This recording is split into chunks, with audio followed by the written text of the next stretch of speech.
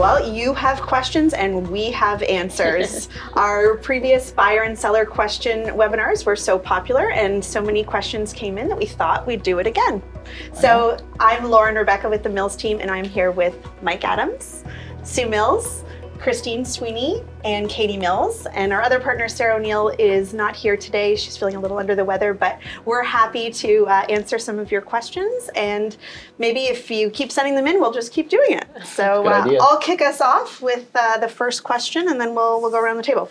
This question is, actually, this would apply to buyers and sellers, but do I need a lawyer when I'm selling my house? And I guess you could say, or when I'm buying a house. And the answer is yes. If you're selling your house, you would need a lawyer to sort of handle the transaction at the end. We can kind of get you all the way to right before closing, but then you're going to need a lawyer to sort of take care of the transferring of money and the transferring of ownership. And that would be the same for a buyer. The only slight difference for a buyer is if you're buying a condominium, you would likely need your lawyer a little bit further in advance to review the status certificate documents, either prior to buying or prior to sort of firming up that purchase. Say. So should I be this is actually a good one. Should I be at home when people come through to look at my house so I can answer any questions? I feel like this comes across a lot. While you think it would be a good idea, we would advise not being there. It creates almost a little bit of awkwardness for people coming through the house and outwardly express how they actually feel about the property when the homeowner is present. So we would advise maybe not be home, just so that natural process can sort of happen with any buyers that come through. What do you guys think? Yeah, I agree totally. And sometimes if they really like the house and they want to be able to talk to us or their agent, they'll feel like, the owner's going to know I love their house. And conversely, if it's not the right house for them, which, can't be right for everybody, they may feel like kind of like they have to be overly polite. And Yeah, so, and I also feel like the time limit, like you feel like you can't be in there for as long. 30 minutes, it's like, we don't want to bother them. We're going to be in and out as quick as possible. And maybe you miss something. So it also sort of factors in as well, I find. Yeah, I think it's just a bit distracting. Sometimes they'll be more engaged with speaking to the person and they sort of haven't taken in the whole property. So, I think, and their agent, or if we're showing the property, will tend to know what's important to those buyers. So it's easier to target really in on what their needs are. And that's true, because sometimes the seller, their priorities may be different what the buyer's priorities are. Yeah. Absolutely. Yeah. What are the best months of the year to sell my home? So that's an interesting question. So traditionally, like going back years, a lot of transactions revolved around kind of an end of June closing for school, and but I'd say over the years that's become much less of a factor. So deals happen all year long. I think maybe the only day of the year we have never done a deal is Christmas Day. I think I don't even know if we've done Boxing Day, but generally speaking, deals happen all the time. But it does. I always think it kind of follows the school cycle. So people, I think, are home through the holidays and they realize that they're feeling tight. They start thinking about maybe a new home, but it takes a little bit of time to get their ducks in a row. So buyers are out there in January, kind of getting their feet wet. The market seems to kind of ramp up each month, January, February, March, and then kind of just traditionally, I think even at March break, things start to kind of hit a fever pitch. And then I think statistically, the biggest selling months of the year are still April and May, although I think we often feel like sometimes that's almost getting towards the end of the market. Right. Takes a bit of breather in the summer when people are just busy doing other things. I mean, we have 10 weeks of beautiful weather and there's so many things to do other than buying houses. And then, school starts again in September. People get back into their routines and they often want to kind of get settled before the end of the year. So I think it very much follows a school year calendar. So quiet at, March break, quieter in the summer, quiet at the holidays over December. So it can also be fairly nuanced depending on the property. Like if you are backing onto the lake or, a ravine or, you have beautifully treed property, good point. That would be important to probably showcase in the summer when, it's in its full glory. Really and another thing is if, you have a condo and all of a sudden, there was a really similar condo in your building that just kind of flew off the shelf and did really, really well, then obviously backing, right to that would be a good time to sell too. That's a good point. And sometimes if sort of the key target market might be snowbirds, for example, Right. you might avoid the months that they tend to be down south. Yeah. Yeah, that's a good point. And didn't you find everyone in COVID, things seemed much more level? Like there wasn't sort of the monthly Right. flow of Yeah. volume. It just Because you couldn't go anywhere. There was no difference. Right. Yeah, so good I point. think so. It'd be interesting to see now if we get back to more of a yearly Normalized. Yeah. cycle. Right. If something breaks after an offer has been accepted but before closing, do I need to fix it? So this is probably from the seller's point of view, if they need to fix it. Typically the answer is yes. That being said, it would be, the buyer is expecting to receive the property in the condition when they saw it and they made the offer. So depending on the property, depending on the situation, typically you would need to fix that. A lot of offers will say right in like the contract, everything needs to be in working order on closing. Yes. So then you definitely need to do it because Yeah, sure. the buyers are expecting, all the appliances to work and the furnace and everything. Yeah. Yeah, sometimes properties are sold in quote unquote as is condition. Right. So sometimes if it's an estate sale or the estate trustees never lived in the property and can't make any guarantees, but as is, it's probably an argument that as is as is. So at the time they That they bought saw it, it, as is. So if something Oh, new yeah. comes up after that, I think there's a real argument that the seller should be responsible for something that's different than at the time they bought it. Right. It's kind of the right thing to do. Yeah, exactly. Exactly. Unfortunately, it's Murphy's Law, right? Like as soon as you've sold your property and it's before closing, something inevitably always breaks. You know what's interesting though, Carson Dunlop, who we use a lot for our home inspections, they're actually offering a warranty program now for the sellers and the new buyers. So like 90 days after they do their, don't quote me on the 90 days, but basically after they do their home inspection, they will warrant systems in the home for the seller or the buyer until for that period of time. That's awesome. Wow. Interesting. Yeah, it's a fairly new program they're offering, I think, but Smart. Okay, this is a buyer question. It says, what's the process for making an offer and it being accepted and negotiated? So it depends a little bit on what is happening in the market. So for example, if it's a time where multiple offers are happening with multiple buyers at the same time, the strategy is going to be a little bit different. But in any case, there are the documents that we help prepare that have all of the, sort of the clauses in them. As a buyer, it's important to get your deposit check, which is typically about 5% of the purchase price, as a bank draft. That's a very important negotiating strategy that we use, as opposed to just a regular. There's an option on the offer that you can either present your offer with a check or within 24 hours, and we always recommend having the check with you and having it being a bank draft. We used to do offers in person as the agents, so that usually around a dining room table it would be the sellers, and if that case we were working with the buyer, there'd be the seller's agent and ourselves. In COVID, that tended to be done not necessarily being together, but we're starting now to see that happening more in person again, which we really like. It's always nice doing that negotiating in person. So really, it's the preparing of documents, getting the bank draft deposit, deciding if any conditions need to be included in the offer. So, the main ones being home inspection, financing, conditional on status, which you mentioned. Right. If it's a condominium, sometimes a home inspection will be provided. So anyway, and again, that depends on the market. If it's a little bit of a slower market, sometimes we have better success getting those conditions through. Sometimes we want to examine those things before the offer is negotiated. Again, if there are multiple offers, we tend to advise to start near the sort of top of where we're hoping to be. And if you're negotiating your own, then we want to be able to start a little bit lower and then leave that room to negotiate. That was great. Oh, I don't. Don't Sorry. worry. Put it back in again. We'll know. okay, I'll take that one again. Okay. Does a buyer come back to visit the house between the time they have bought it and when it becomes theirs?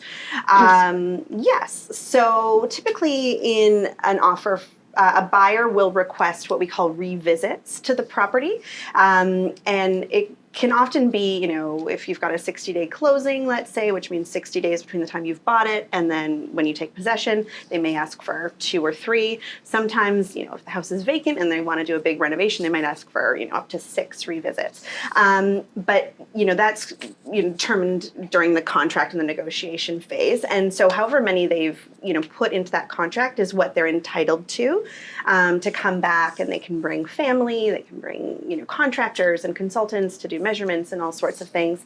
They always come back with their realtor. So we would, if we were representing the buyer, we would be accompanying them to the house to sort of look around again. It can be really exciting for a buyer to, show it off to their family and things like that.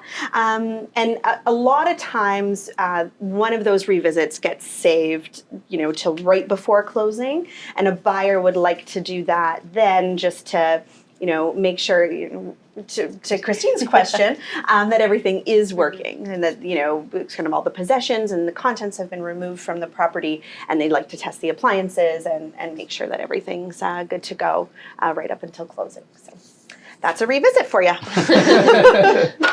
Okay, so what is mortgage insurance? So, as in a definition standpoint, mortgage insurance is an insurance policy to cover yourself in case you were to default on your mortgage.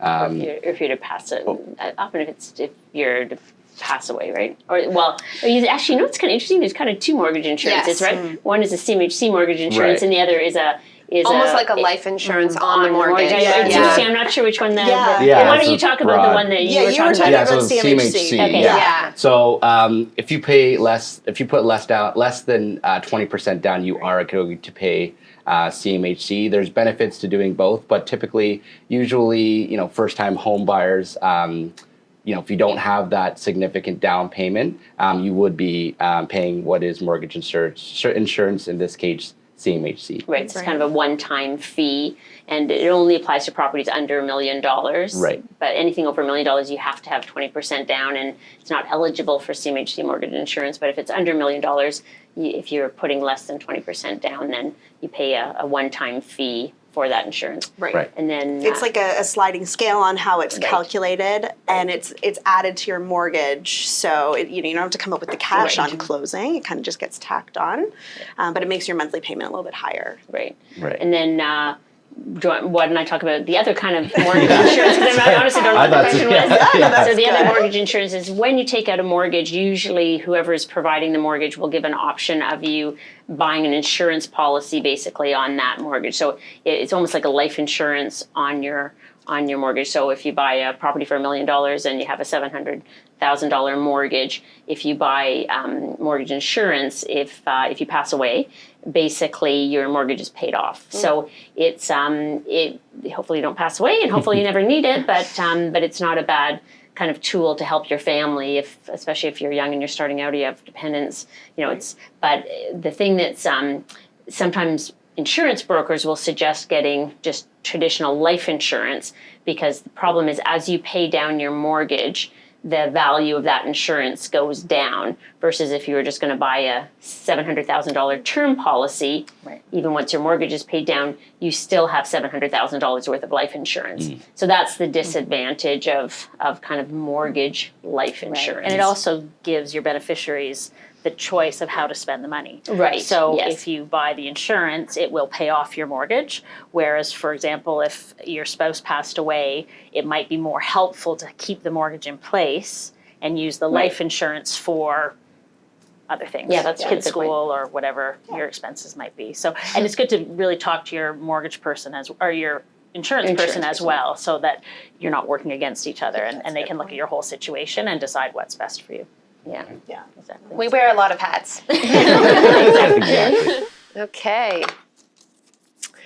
Once you receive an offer, what are the options? So again, this would be from a seller's perspective.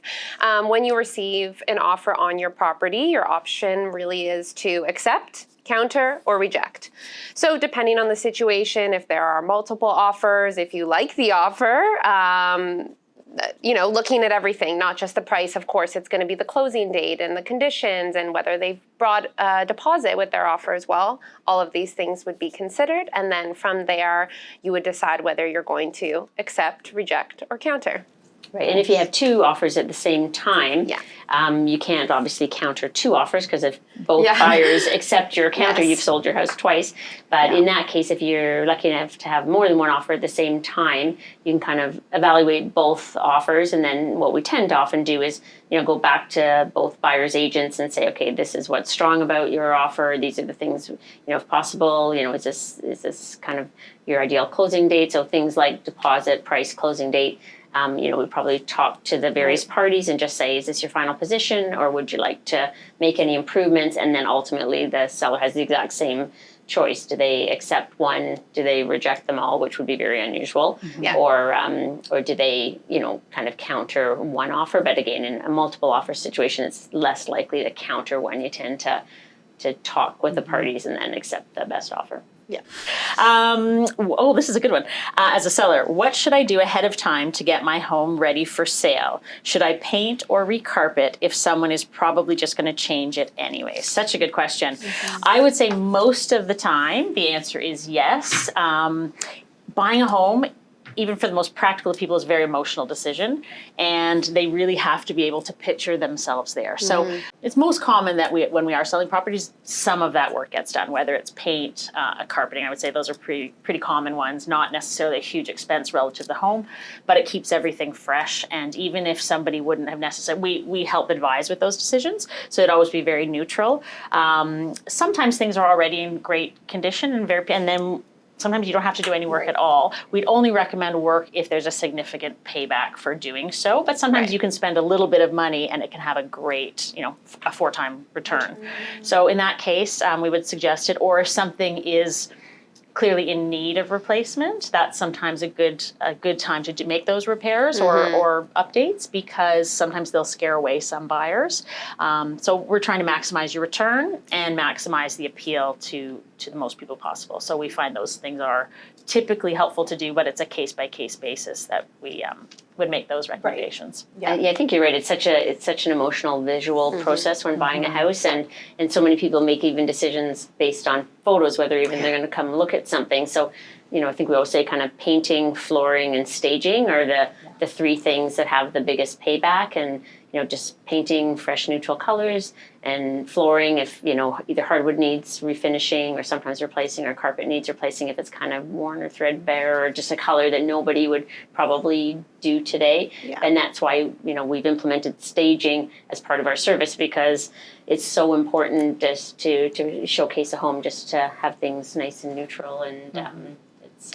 Yeah, I would say the one exception probably to that would be in a case where, like sometimes we sell homes that really, we know definitively they're probably going to be torn down, and That's a good point. they're not really livable, and the market is really for a new property to be built. And then in those cases, it's unlikely that we would make those recommendations. Yeah. But to your point, it's a case-by-case basis anyways. If I'm selling my house, can I limit appointments to certain days and times? Well, you absolutely could, because it's your choice, but it wouldn't be something we recommend if we can avoid that. So usually a buyer, gets excited about seeing a property, calls up their realtor and says, I'd like to see this tomorrow at 5 o'clock when I'm done work. And they'll try to make an appointment. And if the property's not available to see, it kind of fits within their schedule. Oftentimes they can just not return with trying to find another time. Like a buyer kind of gets used to going out when it works for them and seeing the properties that they can, in correlation with their own schedule. If you're limiting when people can come through, you're limiting the number of people who can see your home, right? And so the more people who can see it opens up the buyer pool for the more people who can give you an offer. So ideally, your home is going to be open for viewings all of the time. Now, particularly with COVID, a lot of people are working from home. And so ideally, again, you'd make arrangements when your property's on the market, at least like in that first week when you kind of have the hottest, buyers who are ready to go. If you can make arrangements to work from an office or someone else's house, just to have the home available, I think that's probably the best case. And it's available to see immediately, right? So if buyers are already out and they notice a for sale sign, or there's another unit in the building that's for sale, that they could immediately see that while they're there, and be able to get in. Be ready on a moment's notice. Yeah, exactly. Absolutely. And people are fairly reasonable about the time frame. Like most showings happen after 9 in the morning and sort of before 9 p.m. at night. So it's still a big window, but people aren't requesting to come at 6 in the morning or 10 p.m. Right. Yeah. So within reason, if you can make it available during the day, it's ideal. Yeah, and hopefully, if they're not disturbing you because you have a Zoom call or something like that, even if you had to be there and just kind of stay out of their way, it would be better, I think, to allow the showing versus to just say, nope, you can't come. I agree, totally. Just kind of step out of their way or sit in your car or something. Take a little walk around the block. Yeah, exactly. Right. Okay. I have a tenant in my basement. Should I tell them they need to move out before I put my house up for sale? So this is a good question. It's a little more complicated than that. It'd actually be interesting to hear your guys' thoughts on this because there's, I think, a few different ways that you can go about it. You can't technically ask a tenant to leave, Right. because you want to sell your house. So sometimes a tenant will agree, and that's fine. But there are definite rules that you need to follow. And we've really sold properties both ways, with the tenant in the basement and with a basement apartment that is vacant. Yeah. So I wouldn't shy away from listing a property for sale that had a tenant in the basement, because oftentimes a buyer will want to rent the basement, and if it's a good tenant and we would then know the history, they pay their rent, it's a good market rent, sometimes it can be beneficial to the buyer. So again, case by case. Yes. But yeah, it depends how long their lease is, all kinds of things would go into that. But it isn't a definite no that we wouldn't recommend listing the Right. property with a tenant. And do you want to say, Christina is nodding over there, do you want to say, like, technically the only ways that you really can give notice for a tenant to move out? Yes. I Technically. could see you were Yeah, it would just be if you're living there yourself. That would really be the only way. If there was a major renovation happening, that would be another way. And then again, if the tenant agrees and they're going to be moving out, those are the most common ways. But as Katie already mentioned, sometimes it's more desirable to already have a tenant in there in place, a good tenant that's paying, as you said, a market rent. So Yeah, and if the buyer of that house wanted to sort of move their mom in or Yes. kind of recoup the basement for their own purposes and make that a rec room, when the buyer took possession of the property, they could give that notice for the tenant to leave, Yeah, you assuming need they're a minimum 60 days before the end and of the yeah, lease. and as long as they're not in a set term, like as long as they're in a month-to-month sort of time frame. And we could even help before they took possession Exactly. too, that the current owner could give that notice on their behalf. Right, So, in advance. Yeah, but exactly. again, only before the end of the lease term. Okay, last one. Last one. How much time do I have after I sell before I'll need to move out? So that's one of the terms that's determined at the time of contract. 60 days is the most typical time between when you sign your agreement of purchase and sale, you know who your buyer is, and the time that you move out. That it could be, sometimes a property is vacant and it can be a very short closing, or sometimes in a slower market like this, buyers may need time to sell their own property. And so they may want a long closing. So but I'd say anything kind of between 30 to 120 days is probably the most typical time between signing the contract and moving out. 60 days being the most common, but 60 to 90 days is probably the time that that a seller has before they leave the property. Yeah, good. Well, that was so fun. There's no end to the number of questions that exist for buyers and sellers, and so if you have any and you want to send them our way, we'll keep answering them as long as we keep receiving them. So and sometimes twice.